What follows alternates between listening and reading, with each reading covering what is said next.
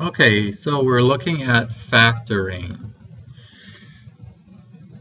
First of all, let me remind you that factoring involves finding the factors of a number. So for example, number 10, if I want to factor out a 2, so we're saying that 2 is a factor of 10. How do we find the other factor? So remember, we use division. So we would take 10 divided by 2 to find the other factor. So the other factor would be 5. So 2 and 5 are factors of 10. Now I want to review a rule from Algebra 1 in case you've forgotten your laws of exponents. Let's say that I have x cubed and I want to factor out an x. So what is that other factor? X times what is x cubed? So to find the other factor, we are going to divide. So we're going to do x cubed divided by x. Now, do you remember the rule? When dividing like bases, what do we do with the exponents? We subtract. So 3 minus 1 is going to give us 2. So the other factor is x squared. So x times x squared is equal to x cubed. So let's look at number 1. It says look for the greatest common factor first. If the first term is negative, factor out a negative 1. So let's start off with the 3 and the 6. What's the greatest common? That means what number can we divide out of both of these numbers? What's the greatest number that we can divide out? Well, the greatest number we can divide out is a 3. Okay? Let's write down the factors of 3. 1 and 3. That's the only factors of 3. 6. 1 and 6.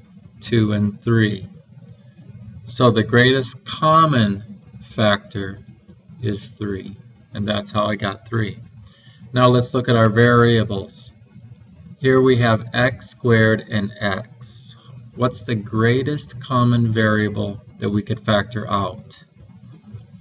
And it's going to be x. Okay? So now, how to find out the rest of this? Well, 3 divided by 3 is 1. X squared divided by x, 2 minus 1 is 1, so we get x. 6 divided by 3 is 2. And then x divided by x is 1. And that's our answer. So here are our two factors, 3x and x plus 2. These are the two factors of this binomial. Alright, let's take a look at number 2. Starting off with our numbers. What's the greatest common factor? Okay, so let's start off with 25. We got 1 and 25, 2, 3, 4, 5 and 5.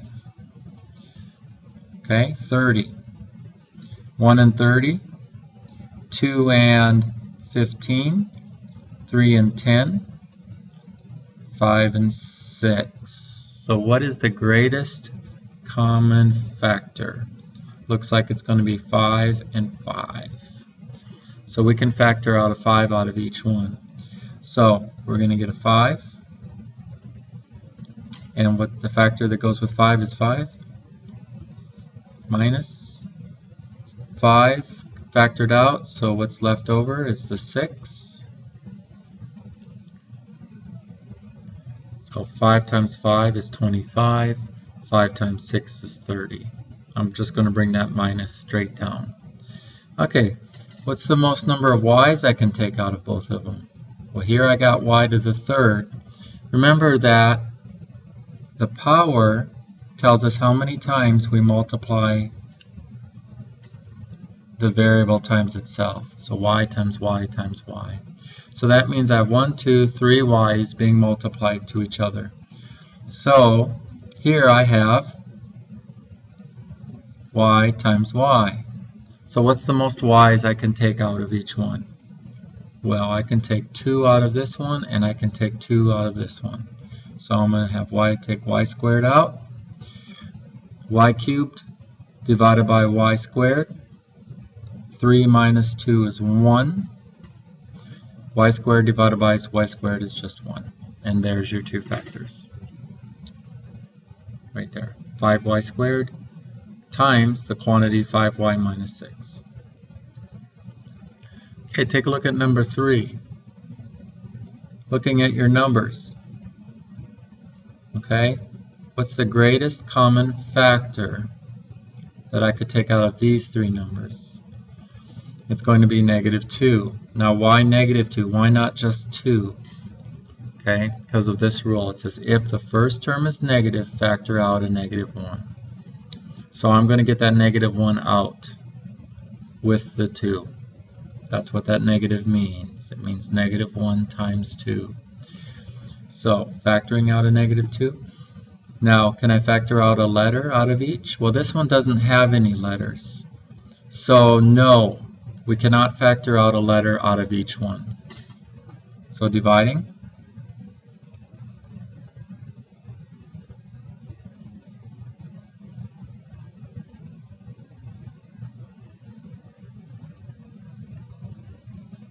And that's your answer.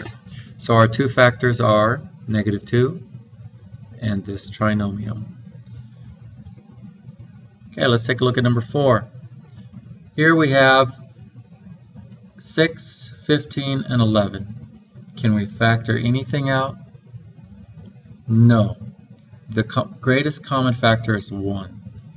Okay, but notice the negative on the front.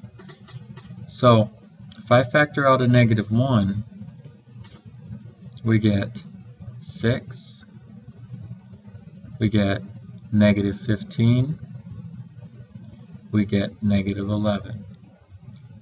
And we can't factor out a variable because there's not a variable in each one. Now we could try to factor this.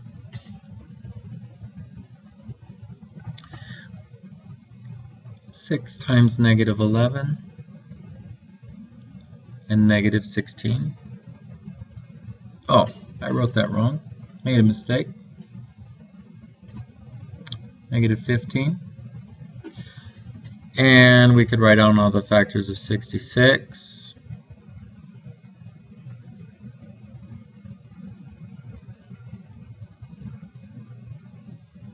And if you'll notice that none of those combinations makes 15. So this is our answer.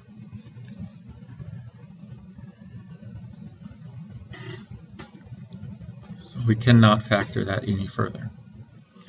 Okay, let's take a look at the next section. If there are only two terms, 1, 2, check for difference of squares. Factor like this. So remember, difference means subtract.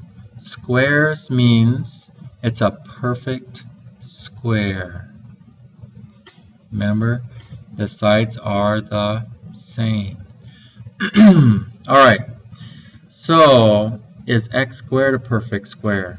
Yes, because x times x is x squared. Is 9 a perfect square? Yes, because 3 times 3 is 9. So, what's our a value?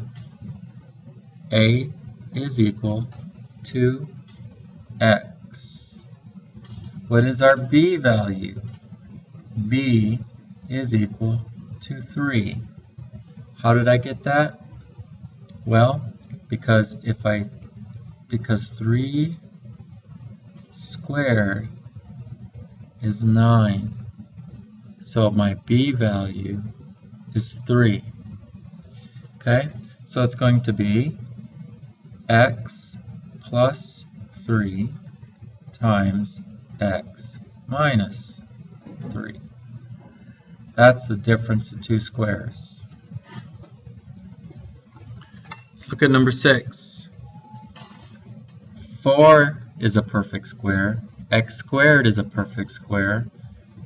y squared is a perfect square.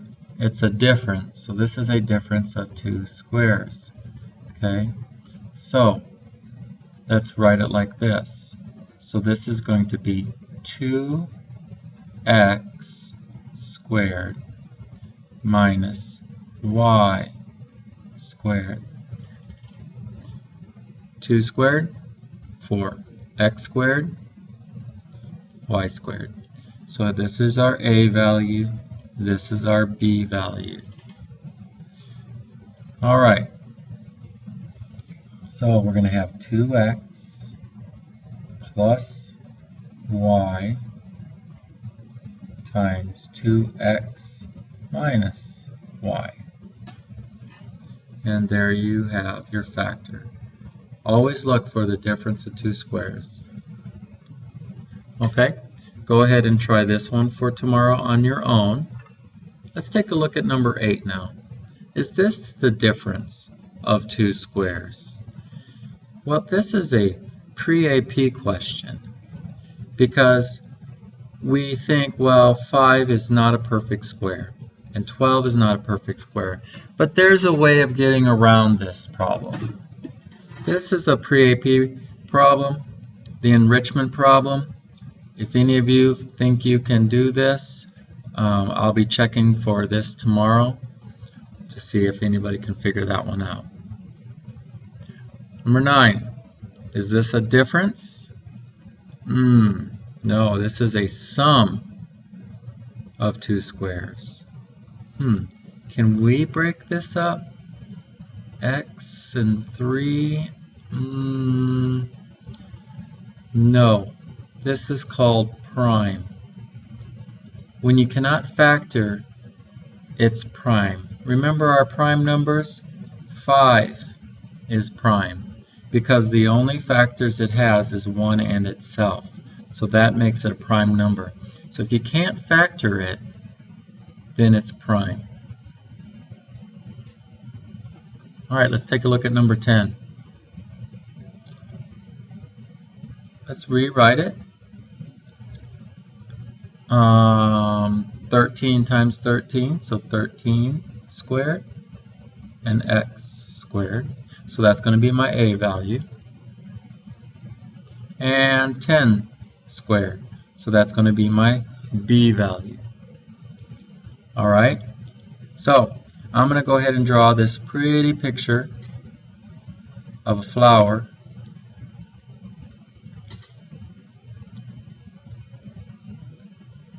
In case I give a quiz question tomorrow. That's called a flower.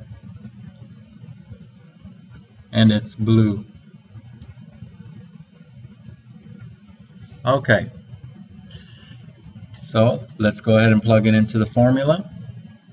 We have A plus B times A minus B. And there's our answer. By the way, the Vikings beat the Redskins on Sunday. Go Vikings, go. So that's day 1. Next video, we'll try to cover some of these on the next video. Hope you guys are having a good night. See you tomorrow.